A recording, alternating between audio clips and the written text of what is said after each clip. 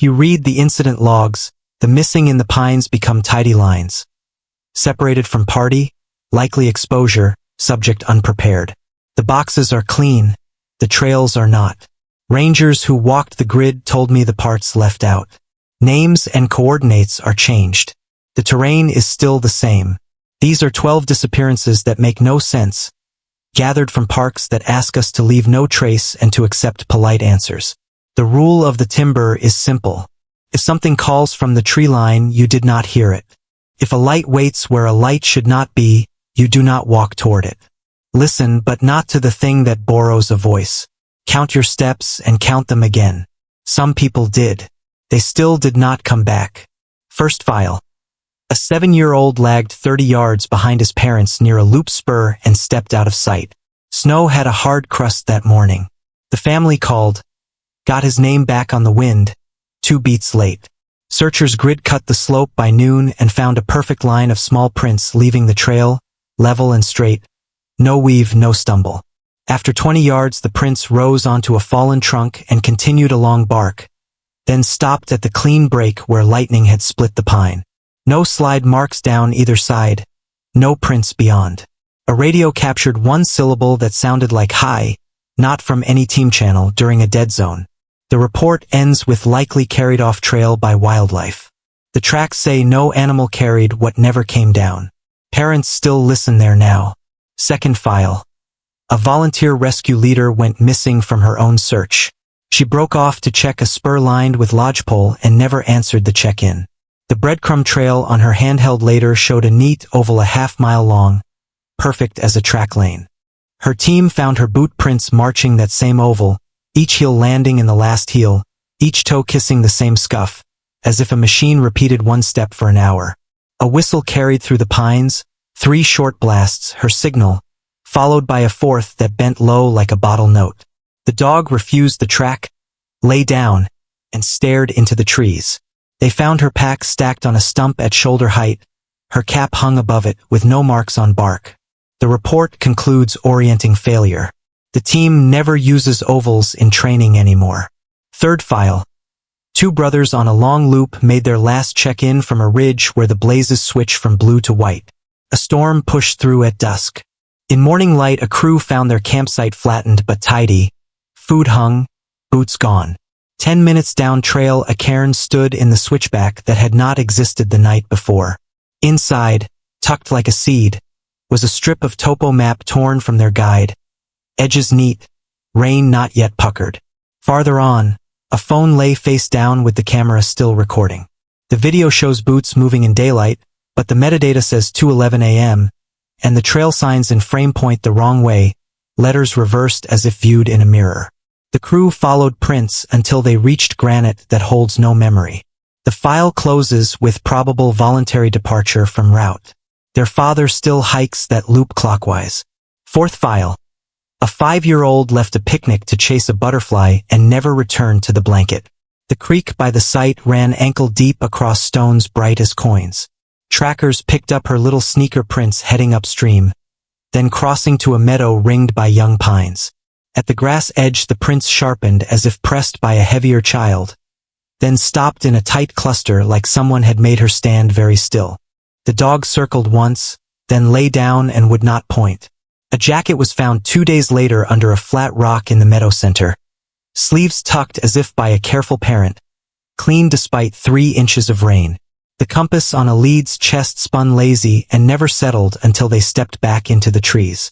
The report calls the likely cause drowning. The family visits and sees no water that could take her. Fifth file. A solo backpacker texted a summit selfie at noon and a stove simmer at 3. By 4 the sky went green with hail. Rangers reached his camp at dusk and found water boiling down to metal, lid set just so, socks steaming on a line. His phone, face out on a foam pad, showed a message reading back tomorrow if knees feel okay. Prints led away between 2 boulders that touched like teeth. Beyond that pinch, the talus opens into a field of blocks the size of trucks. There were no prints past the gap, no slide marks, no cracked lichens, only a spoon pressed deep into pine bark 8 feet up, bowl bent like a tongue. The report reads subject entered complex terrain. The crew noted wind from below. Sixth file.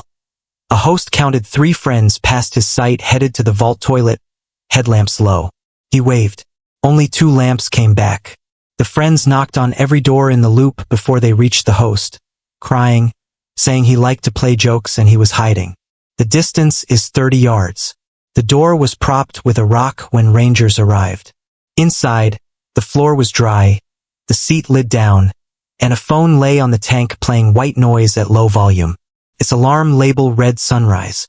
The bare box at their site held nothing when they ate, but the missing pack sat inside behind the latch, which was pinned shut with a twig from the cedar by the toilet. The report cites misadventure. The host moved sites. Seventh file. A trail runner left the campground gate at 4:42 a.m. to make the ridge by sunrise. Frost silvered the duff so his shoes printed clean. The loop goes out on an old logging grade and returns by a creek. At the fork his tracks choose the grade, steady cadence, no drift. Half a mile on, the prints double, as if a second runner with the same shoe and stride appeared at his shoulder. From there, every left foot in his track stack gains a second impression 1 inch behind, like a partner running half a beat late. The cadence stays perfect until the grade crosses a cut bank. On the bench above, both sets climb a log side by side, then stop where bark breaks away to air. There are no slide marks, no scuffs below, and no tracks returning. His wind vest hung from a sapling by the zipper pull, teeth neatly aligned. The report closes with probable fall into unseen void. The ground there is level for 50 yards. Eighth file. A photography club watched dawn from a fire tower closed for winter.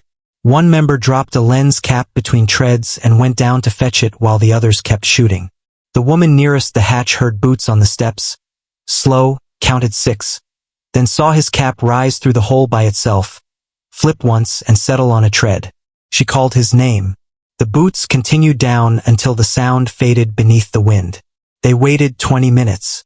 Rangers arrived and found the staircase dusted with rime and small sticky beads like sap on every railing, as if hands had warmed the wood. The top 3 flights carried a second set of footprints, toes pointing up and heel marks on each riser, like someone had walked backward on hands and feet. The door at the ground was chained from outside with a knot no one owned. The report lists separation from party. The knot left welts on gloves. Ninth file. 2 canoeists planned a Blackwater loop with 1 portage between sloughs. They checked in with a camp host at noon, cheerful, sun bright through cypress needled with Spanish moss. By 5 the partner paddled back alone, glassy, saying he'd blinked and the lead canoe was gone around a tree. They put divers on the cut and found tannic water as clear as tea but empty to the roots. On the portage trail, damp sand held a smear at knee height as if something had been pressed into the trunk and pulled away. 10 yards on, a pack dangled from 2 green saplings braided together above head level and tied with a thong made from its own shoulder strap. The missing man's GPS track, downloaded later, shows him traveling in a straight line through swamp that does not have a straight line, then simply stopping mid-pixel. The report concludes with probable drowning. His partner will not portage alone again. 10th file. A snowshoer disappeared on a bluebird afternoon within sight of the plowed lot. Tourists filmed ravens hopping on the berm while he crossed a meadow that runs flat as a table. His tracks were crisp, heel and pole, spaced the same until they ended in the middle of the meadow, no collapse, no backward step, no drift. A knit hat lay 3 strides back, warm to the touch when rangers arrived, and an index card under it read, "Take nothing past the posts," in shaky block letters no one in his family recognized. The camera phones captured his red jacket moving between trees a quarter mile away, less than 2 minutes after he stepped off the road. A distance no one could cover in deep snow with fresh powder. His beacon never pinged. The report says disorientation in winter conditions. The meadow has no holes. The posts stand like a fence for something unseen. 11th file. A seasonal ranger vanished between the helipad and the top of a ladder during a short haul.